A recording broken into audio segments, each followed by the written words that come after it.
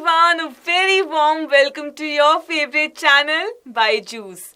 My name is Kriti and आज एक बहुत important session यहाँ पे होने वाला है जो comments में से उठाया गया है. आप लोग चाहते थे एक equations पे session बने, so there you go and here we are with the most awaited session. So first of all, chemistry जो है it's all about equations. We all know that, right? And now that we've completed chapter number 1, जब chapter number 1 हमारा complete हो चुका है, it's time to go through all the important equations from this chapter, chemical reactions and equations in one go. अब अगर मैं बात करूँ साइंस के बोर्ड एग्जाम की, सो बोर्ड्स के पॉइंट ऑफ व्यू से ये सारी इक्वेशंस जो हैं जो चैप्टर नंबर 1 में है ये इंपॉर्टेंट है, इनसे क्वेश्चंस बन सकते हैं and that's why we thought that it's better कि हम सारी इक्वेशंस को एक सेशन में कंडेंस करके आपके लिए लेकर आए ताकि आपके पास 5 से 10 मिनट लगे एंड सारी इक्वेशंस आप मास्टर कर लो. Yes, so I hope you're ready with a pen and paper क्योंकि आपको पेन पेपर की जरूरत पड़ सकती है सेशन में and let's get started. But before I dive straight into it, बच्चा I hope फटाफट से आपने सेशन को लाइक कर दिया है, चैनल को सब्सक्राइब कर लिया है क्योंकि I think this is the only channel where we deliver what you ask for. आपने बोला था कि मैम एक ऐसा सेशन लाओ जहाँ पे सारी इक्वेशंस एक बारी में हमें पता चल जाए ताकि हमें एकदम से वो जो नॉलेज है जो एग्जाम पॉइंट ऑफ व्यू से बहुत इंपॉर्टेंट है मिल जाए without wasting any of our time. ऐसा ही हुआ था ना कि मैम बहुत ही डिफरेंट रिसोर्सेज से हमें बहुत ही स्कैटर्ड इन्फॉर्मेशन मिलती है, कंडेंस करके बता दो हमें. तो देखो तुमने बोला एंड यहाँ पे we are here with that session. तो जैसे जैसे आप बोलते हो, जैसे जैसे आपको बेनिफिट होता है सेशन से, वैसे ही सेशंस हम आपके लिए प्लान करते हैं. तो जल्दी से सब्सक्राइब कर लेंगे. अगर अभी तक लाइक नहीं किया है बच्चा फटाफट से लाइक कर लेंगे. And I am telling this again and again, pen paper के साथ बैठना तभी फायदा होने वाला है इस सेशन में. नहीं लाए पेन पेपर तो फटाफट से ले आओ. एक एक इक्वेशन मेरे साथ साथ यहाँ पे अभी लिखना. खुद लिखोगे तो खुद की गलती पकड़ पाओगे, नहीं तो बस देखते रह जाओगे. ठीक है, तो लेट्स गेट स्टार्टेड.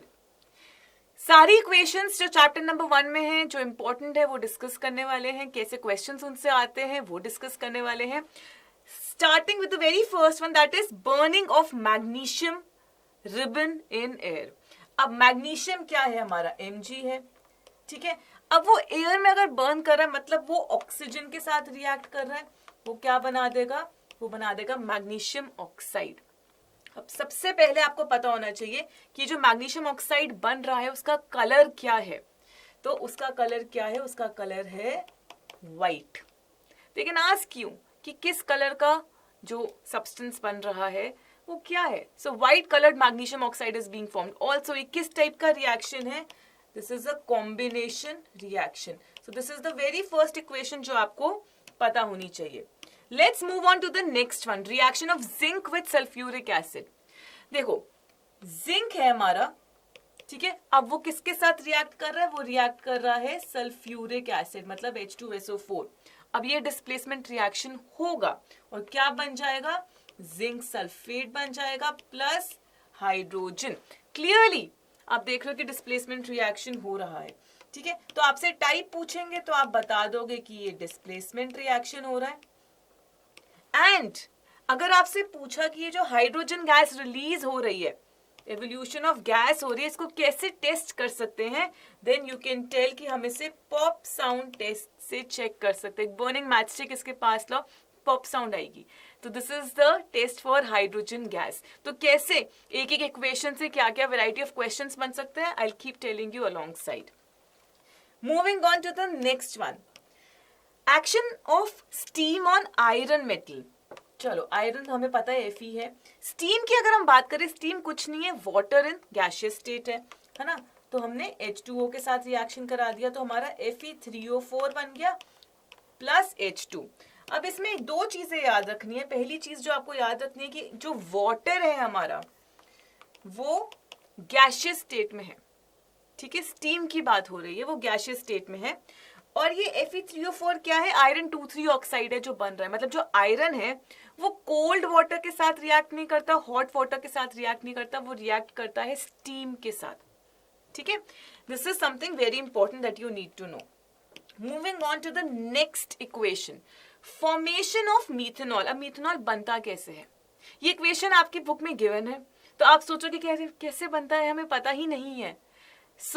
आप बाद में क्वेश्चन भी नहीं कर पाओगे क्योंकि आप ही की बुक में गिवन है ये. यू कांट से कि out of syllabus, it is very much there in your syllabus. कैसे बनता है? कार्बन मोनोऑक्साइड का रिएक्शन जब आप हाइड्रोजन के साथ कराते हो तो CH3OH बन जाता है. और ये रिएक्शन, अगर आपसे रिएक्शन कंडीशन पूछेंगे तो ये 340 atm प्रेशर पे रिएक्शन हो रहा है और यही आपका क्या है? मीथेनॉल है. ठीक है. So because this equation is being given to you, you need to know कि कैसे बन रहा है methanol. Let's move on to the next equation. Now back to back equations करेंगे ताकि एक गो में आपको सब कुछ आ जाए. फोटोसिंथेसिस, ये तो बचपन से हम करते आ रहे हैं.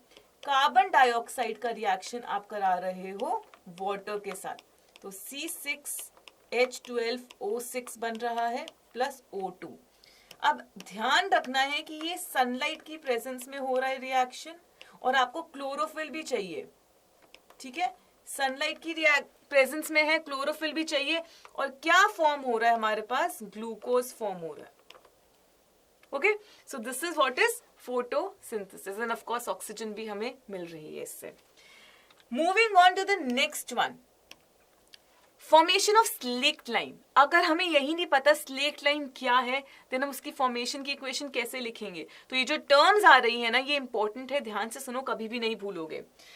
आपका कैल्शियम ऑक्साइड, इससे हम बोलते हैं क्विक लाइन. इसका रिएक्शन आप करा दोगे वाटर के साथ तो क्या बन जाएगा? कैल्शियम हाइड्रोक्साइड बन जाएगा. तो याद रखेंगे कि कैल्शियम ऑक्साइड हमारा क्विक लाइन है. ठीक है, एंड कैल्शियम हाइड्रोक्साइड हमारा slaked lime. I hope I am not hiding anything and you can see everything clearly. तो ये जो क्विक लाइम है ना, that is your calcium oxide, ये विग्रसली रिएक्ट कर रहा है वाटर के साथ to give you slaked lime. इसके साथ साथ बहुत ज्यादा एनर्जी रिलीज होती है. अगर एनर्जी रिलीज हो रही है, आपको पता है रिएक्शन क्या हो गया? एक्सोथर्मिक हो गया. एंड देखते ही हमें इसका टाइप तो वैसे भी समझ आ रहा है, that it's a combination reaction. It's a combination reaction. क्यों combination reaction है? क्योंकि clearly you can see one product, that is calcium hydroxide. Only one product is being formed. Multiple reactants है but एक product बन रहा है. Combine कर गए सारे reactants. ठीक है? Let's move on to the next one now. Next equation देखते हैं. Reaction of calcium hydroxide with carbon dioxide gas. ठीक है, calcium hydroxide का reaction हमें करवाना है किसके साथ? कार्बन डाइऑक्साइड गैस के साथ. तो क्या बन जाएगा? कैल्शियम कार्बोनेट बन जाएगा एंड वाटर. अब ये जो रिएक्शन आप देख रहे हो कैल्शियम हाइड्रोक्साइड का कार्बन डाइऑक्साइड के साथ, इससे एक thin layer of calcium carbonate बन रही है. ठीक है, calcium carbonate. This layer actually gives a very shiny finish. आप देखते होंगे कि ये जो कैल्शियम हाइड्रोक्साइड है, this is involved in white washing. तो ये उसी की बात हो रही है. चलिए नेक्स्ट वन देखते हैं हमारे पास क्या है. Burning of coal. ना कोल की जब हम बात करते हैं, कोल मेजरली कंटेन्स कार्बन. तो जब हम बर्निंग ऑफ कोल की बात कर रहे हैं ना, हम बर्निंग ऑफ कार्बन की बात कर रहे हैं. तो कार्बन का रिएक्शन ऑक्सीजन की प्रेजेंस में कार्बन डाइऑक्साइड बन गया. अब ये इक्वेशन देखने में कितनी सिंपल लग रही है, carbon plus oxygen giving us carbon dioxide. But the catch is, अगर आपको पता ही नहीं कि कोल में मेजरली कार्बन है तो आप ये रिएक्शन स्टार्ट ही नहीं कर पाओगे. आप सोचो कि कोल का क्या फॉर्मूला है, you will get you'll get confused at that point of time. तो कोल में मेजरली कार्बन होता है, ये आप याद रखना. And clearly this is a combination reaction. कैसा रिएक्शन है ये? कॉम्बिनेशन रिएक्शन है, क्योंकि अगेन एक प्रोडक्ट बन रहा है. चलिए let's move on to the next one now. Formation of water. Now this I am sure you all know. H2 plus O2 gives us H2O. Let me write it neatly. This is going to be H2O. ठीक है, and clearly इसमें भी एक ही product बन रहा है, तो ये भी क्या हुआ? कॉम्बिनेशन रिएक्शन हुआ. Next one is burning of natural gas. Again natural gas पता होगा तभी आप ये स्टार्ट कर पाओगे. सो प्लीज ये कुछ टर्म्स है जो आपको पता होना चाहिए from the exam point of view. इन्हें ध्यान से सुनना. Natural gas is CH4. उसको जब आप बर्न कर रहे हो ऑक्सीजन की प्रेजेंस में, so carbon dioxide and H2O, ये आपके प्रोडक्ट्स हो गए. So please remember that CH4 is nothing but methane. ठीक है, नेचुरल गैस में क्या है? मीथेन है. और ये रिएक्शन बहुत ज्यादा एक्सोथर्मिक है. This is releasing heat. Exothermic मतलब हीट एग्जिट कर रही है, रिलीज हो रही है। Moving on to the next one, respiration. ये बिल्कुल रिवर्स है फोटोसिंथेसिस का। So this time we will start with glucose. सो C6H12O6 का रिएक्शन ऑक्सीजन के साथ जब कराया तो CO2 plus H2O plus energy release हो गई। ठीक है, तो ग्लूकोज आप देख रहे हो कंबाइन कर रहा है ऑक्सीजन के साथ to provide us energy, and ये रिएक्शन क्या हुआ, एक्सोथर्मिक हुआ। कैसा रिएक्शन हुआ ये, एक्सोथर्मिक रिएक्शन हुआ।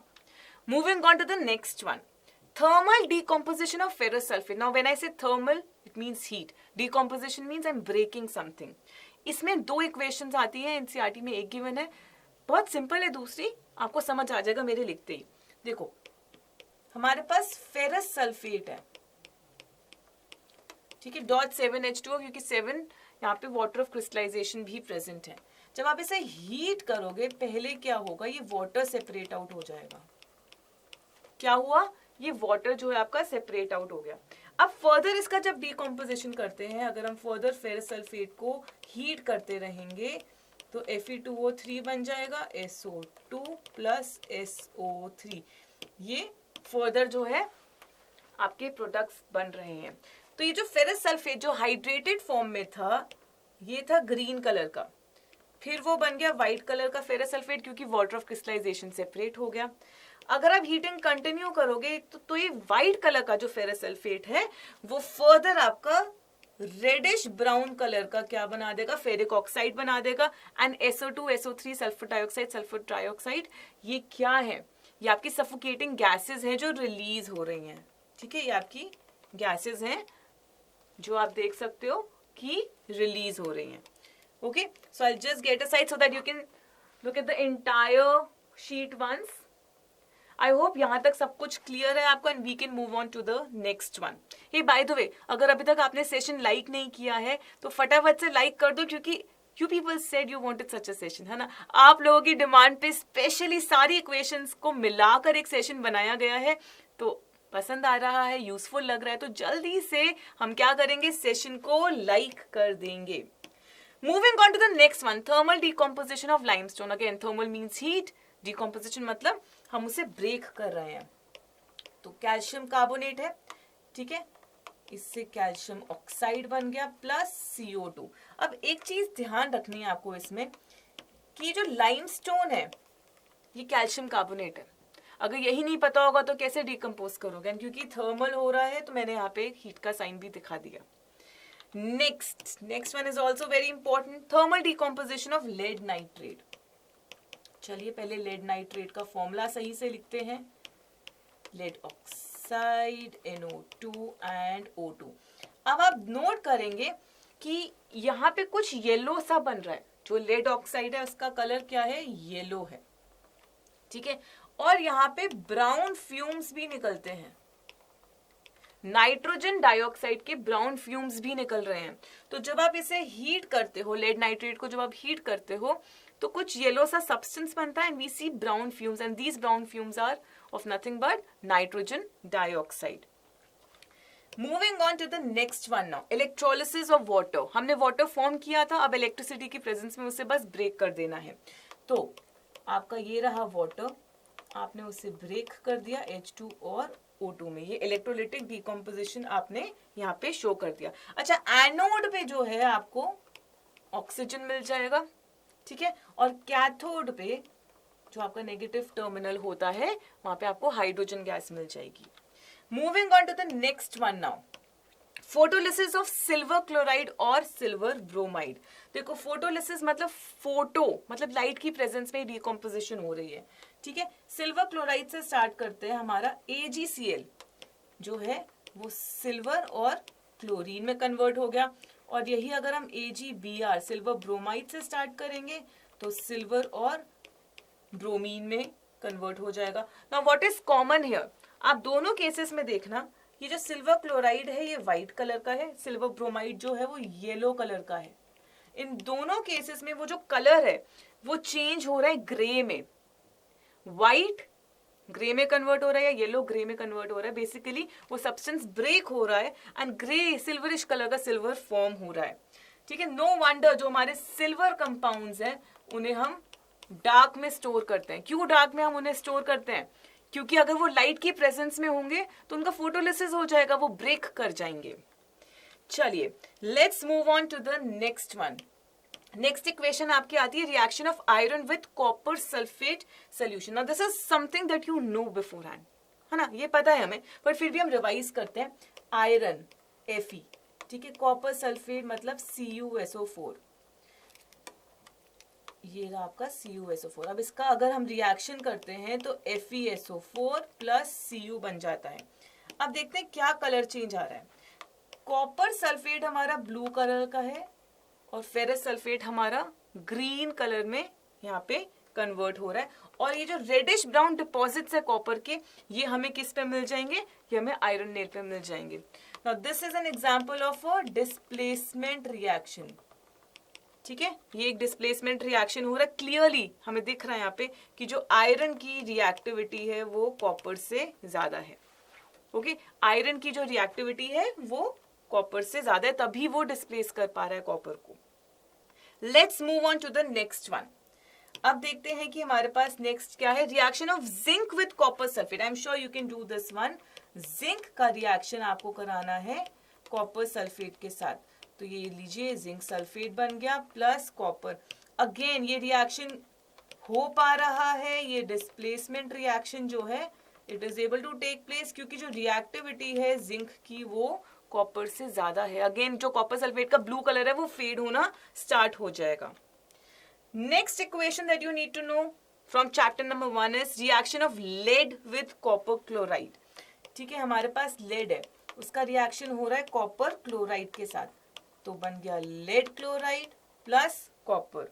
अगेन ये हमारा क्या है? ये हमारा डिस्प्लेसमेंट रिएक्शन हो रहा है, क्योंकि रिएक्टिविटी लेड की कॉपर से ज्यादा है। अच्छा, अगर मैं इसे रिवर्स कर दूं, मैं बोलूं कॉपर का रिएक्शन मैं करा रही हूं लेड क्लोराइड के साथ, ये हो पाएगा? नहीं, ये रिएक्शन नहीं हो पाएगा, क्योंकि अब कॉपर की रिएक्टिविटी तो लेड से कम है ना, तो वो लेड को उसकी जगह से, उसके कंपाउंड से रिमूव नहीं कर पाएगा। ठीक है, सो रिवर्स भी दे सकते हैं। डिस्प्लेसमेंट रिएक्शन का सबसे बड़ा एप्लीकेशन यही है कि आपको किस वे में वो रिएक्शन दे रहे हैं, किस वे में आपको कंपाउंड्स एंड एलिमेंट्स दे रहे हैं। अगर वो उन्होंने उल्टा कर दिया तो फिर हो सकता है रिएक्शन ना हो। तो ध्यान से देखना, हर बार मत लिख देना कि डिस्प्लेसमेंट रिएक्शन हो रहा है, रिएक्टिविटी सीरीज याद रखना। चलिए let's move on to the next one now. Reaction of sodium sulphate, धीरे धीरे लिखते हैं, ये हमारा आ गया सोडियम सल्फेट। इसका रिएक्शन हो रहा है बेरियम क्लोराइड के साथ। ठीक है, इसका रिएक्शन बेरियम क्लोराइड के साथ करा देते हैं, तो हमारा बन जाएगा बेरियम सल्फेट प्लस NaCl। ठीक है, अब यहां पे हमें दिखेगा कि BaSO4 जो है व्हाइट कलर की पीपीटी है जो फॉर्म हो रही है। कौन से कलर की पीपीटी है? White PPT. प्रेसिपिटेट मतलब समथिंग इनसॉल्युबल, कोई रेसिड्यू जो फॉर्म हो रहा है। ठीक है, ये कैसा रिएक्शन है? This is a double displacement precipitation reaction, so remember that as well. Let's move on to the next one now. Burning of copper metal in air. See whenever we say burning, आप oxygen के साथ reaction करा देना, तो हमने यहाँ पे copper का रिएक्शन मतलब बर्निंग करा दी ऑक्सीजन की प्रेजेंस में, तो कॉपर ऑक्साइड बन गया। अगेन हमें पता है कि कॉपर का कलर रेडिश ब्राउन होता है, रेडिश ब्राउन सा होता है, बट कॉपर ऑक्साइड का कलर क्या है? ब्लैक है। तो इस क्वेश्चन को वो ट्विस्ट कैसे कर सकते हैं? They can say that there is a metal that is reddish brown in colour and when it's being burn, जब उसे हम बर्न कर रहे हैं, a black substance is being formed और a black coloured substance is being formed. Identify the metal, identify the substance that is being formed after burning। तो इस तरीके से मैं इसलिए आपको कलर्स साथ साथ में बताती जा रही हूँ। ठीक है, तो इसको छोड़ के ऐसे क्वेश्चंस में वो आपसे ये भी पूछ सकते हैं कि ऑक्सीडाइजिंग एजेंट कौन सा है, रिड्यूसिंग एजेंट कौन सा है, कौन सा सब्सटेंस जो है वो ऑक्सीडाइज हो रहा है, कौन सा सब्सटेंस है जो रिड्यूस हो रहा है। ये चारों चीजें भी आपसे पूछी जा सकती है। अच्छा, कौन सा सब्सटेंस ऑक्सीडाइज हो रहा है? हमारा सब्सटेंस जो ऑक्सीडाइज हो रहा है वो है कॉपर, क्योंकि वो ऑक्सीजन गेन कर रहा है। तो कौन सा रिड्यूस हो रहा है? ऑक्सीजन रिड्यूस हो रहा है। तब ऑक्सीडाइजिंग एजेंट क्या हुआ? हमारा ऑक्सीजन हुआ, और रिड्यूसिंग एजेंट जो दूसरे को रिड्यूस कर रहा है वो हमारा कॉपर हुआ। ठीक है, नेक्स्ट आपसे क्या पूछ सकते हैं? Next is reaction of copper oxide with hydrogen gas. चलिए, कॉपर ऑक्साइड का रिएक्शन हाइड्रोजन गैस से कराएंगे तो वापस कॉपर मिल जाएगा प्लस H2O. अब यहाँ पे कलर्स देखते हैं कि क्या है. देखो, कॉपर ऑक्साइड हमारा ब्लैक कलर का था, हाइड्रोजन के साथ दोबारा से जब आपने इसका रिएक्शन करा दिया तो कॉपर बन गया जो रेड ब्राउन कलर का था. अब इस केस में भी आपको ये सारे पता होने चाहिए, oxidising agent, reducing agent, substance oxidise, substance reduce. ये आप मुझे होमवर्क में बताओगे. मैं ये इस क्वेश्चन पे वापस आने वाली हूँ, इस इक्वेशन पे मैं वापस आने वाली हूँ when I will give you the homework. ठीक है, let's move on to the next one now. Reaction of zinc oxide with carbon. ठीक है जी, जिंक ऑक्साइड का रिएक्शन करा देते हैं कार्बन के साथ, तो जिंक प्लस कार्बन मोनोऑक्साइड बन गया. अब क्लियरली हमें समझ आ रहा है कि कौन सा सब्सटेंस है यहाँ पे जो ऑक्सीडाइज हो रहा है. ये सब्सटेंस है जो ऑक्सीडाइज हो रहा है, that is your carbon. And zinc oxide जो है आपका, जो जिंक ऑक्साइड है वो क्या हो रहा है, वो रिड्यूस हो रहा है, उससे ऑक्सीजन निकल रही है. ठीक है, zinc oxide is losing oxygen and carbon is gaining oxygen. Next equation, let's see what's the next one. Reaction of manganese oxide with hydrochloric acid. चलिए, ये रहा हमारा मैंगनीज का ऑक्साइड, डाइऑक्साइड का रिएक्शन HCl के साथ करा देते हैं तो आपका MnCl2 बन गया, H2O बन गया एंड Cl2. तो manganese chloride, water and chlorine. अब अगेन कौन सा सब्सटेंस है जो ऑक्सीडाइज हो रहा है? This is the substance that is getting oxide. HCl जो है वो ऑक्सीडाइज हो रहा है. और कौन सा सब्सटेंस है जो रिड्यूस हो रहा है? हमारा MnO2. MnO2 जो सब्सटेंस है ये ऑक्सीजन लूज कर रहा है ना, तो MnO2 क्या हो रहा है, रिड्यूस हो रहा है.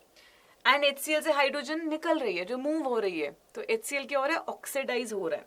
सो ऐसे क्वेश्चन से ही ऑक्सीडाइजिंग एजेंट, रिड्यूसिंग एजेंट, सब कुछ variety of questions can be made from the equations that are already given in your NCERT book, and that's why I wanted you to know all the equations from chapter number 1 so that इनसे related कुछ भी question आए आपको number 1 ये ना लगे कि ये तो twisted question है, ये नहीं लगना चाहिए. number 2 आपको ये नहीं लगना चाहिए कि ये तो out of syllabus question है.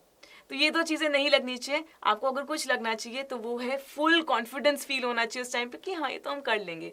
We can tackle this question. That's the kind of confidence you need when you sit for the board exam. And with this, we've come to the end of this session. And yes, we've got you covered. देखो board exams आ रहे हैं, ठीक है? तो top अगर करना है तो this channel is your one-stop solution, क्योंकि यहाँ पे बहुत छोटी-छोटी चीजों का ध्यान रखा जा रहा है जिससे आपके मार्क्स, मतलब देखो 100 में से 80 ला रहे हो तो 85 यहाँ पे आपकी स्कोप हो जाएगी लाने की. 85 ला रहे हो तो 90 की स्कोप हो जाएगी. 90 ला रहे हो तो 95 की स्कोप हो जाएगी, क्योंकि एक एक मार्क आपका बढ़ाने के लिए यहाँ पे मेहनत करी जा रही है. And I hope it's reaching all of you. तो जल्दी से हम लाइक कर देंगे, सब्सक्राइब कर लेंगे. एंड ये स्केड्यूल है आप लोगों का, तो आप देख सकते हो कि कब आपकी कौन सी क्लासेस हैं, कब शॉर्ट्स आएंगे चैनल पे, कब शिखर ग्रेड 9 बैच की क्लासेस होंगी, कब शिखर ग्रेड 10 बैच की क्लासेस हैं, लेवल अप सेशंस कब है. ये टाइम टेबल जो है आपका, इसे फॉलो करो रेगुलरली, फुल सिंसेरिटी के साथ सारी क्लासेस अटेंड करो. ऐसा हो ही नहीं सकता कि फिर आपके मार्क्स ना आएंगे ही आएंगे. Your seniors have made this possible and I'm sure कि आप इससे भी बेटर रिजल्ट लेकर आएंगे. So ऐसे ही हार्ड वर्क करते रहेंगे एंड जल्दी से लाइक कर देंगे, सब्सक्राइब कर लेंगे. And coming back to the homework question जो मैंने कहा था कि मैं आपको देकर जाऊंगी. सो आपका जो क्वेश्चन था, कॉपर ऑक्साइड का रिएक्शन हाइड्रोजन से जब हो रहा है तो कॉपर प्लस H2O बन रहा था, है ना, यही था ना reaction. Now in this you have to identify the oxidising agent. इस इक्वेशन में आपको आइडेंटिफाई करना है कि ऑक्सीडाइजिंग एजेंट कौन सा है. एंड जैसे ही आपको पता चल जाए कमेंट सेक्शन में मुझे फटाफट से आप उसका आंसर लिख के दे देना. And do let me know कि आपको सेशन कैसा लगा. अगर यूजफुल लगा then we'll come up with more such sessions. तो होमवर्क क्वेश्चन का आंसर एंड यूजफुल सेशन था कि नहीं था ये मुझे जरूर कमेंट सेक्शन में बता के जाना. इसको छोड़ के अगर आपको कोई और स्पेसिफिक टाइप ऑफ सेशन चाहिए then do let me know that as well in the comment section. So keep working hard, keep smiling. I will see you soon. Take care, bye bye.